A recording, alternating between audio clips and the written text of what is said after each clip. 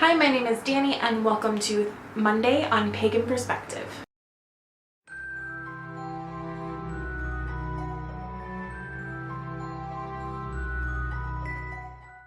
This week for subs, we have the choice of any topic that the regular hosts have covered this month. So I'm going to start with the Witch's Crush video. I think that's a lot of fun, and I have some people to talk about that weren't mentioned during the regular hosts videos. Two of the bigger names that I would consider my crush, my pagan crush, would be Philip Carr-Gomm and Nimue Brown. Those are two Druid authors, and they're also highly engaged in the community, of course. Philip Carr-Gomm is at the head of OBOD right now. He's really been pivotal in starting the distance learning program for the order and kind of inspiring a lot of people to be involved not just in Druidry but in their communities and self-development.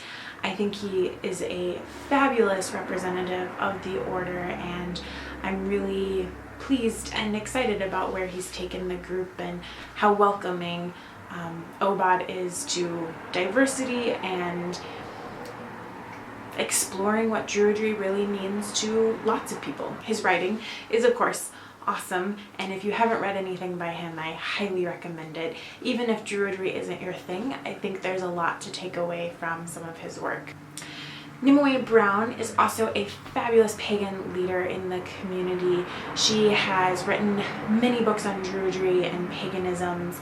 The book on meditation and another on ancestors are some really excellent choices if you're looking for a place to get started with reading her work. She also has a fabulous blog that is updated at a rate that astounds me.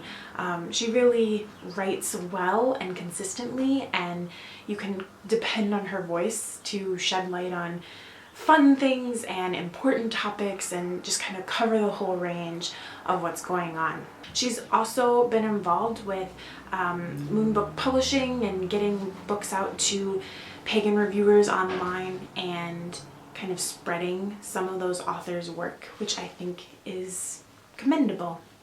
She also now has a YouTube channel, so I will post the links to her and Philip Carr-Gomm in the doobly-doo below.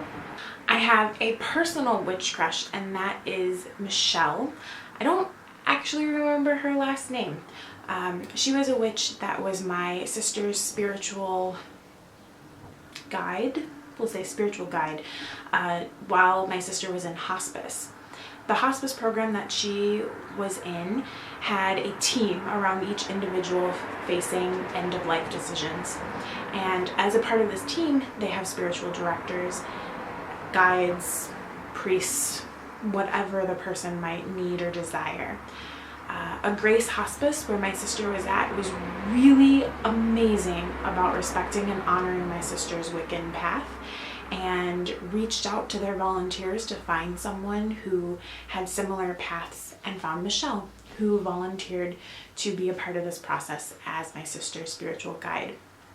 This was a step outside of Michelle's comfort zone, I think, at the beginning, and yet she was perfect. She really respected and understood my sister surprisingly well for not knowing her very long, and really honored my family's perspective and desire to help my sister. Michelle was just an incredible priestess at that time, and really open and powerful, and just was exactly what we needed.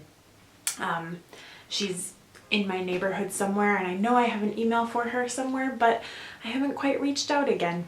I really admired the way she handled herself and shared about her path and took on that priestess role in such an intense moment, and for such an intense person like my sister.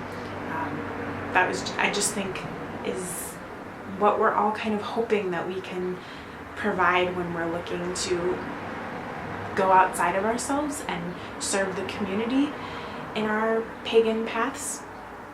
So she is definitely a big crush of mine. I would love to hear about your personal mentors and Dumbledores that you know in real life. So not YouTube, not authors, not leaders that are bigwig names, but the people that really touch you in your personal life. Thanks for watching, and as always, may you find peace in the sacred grove.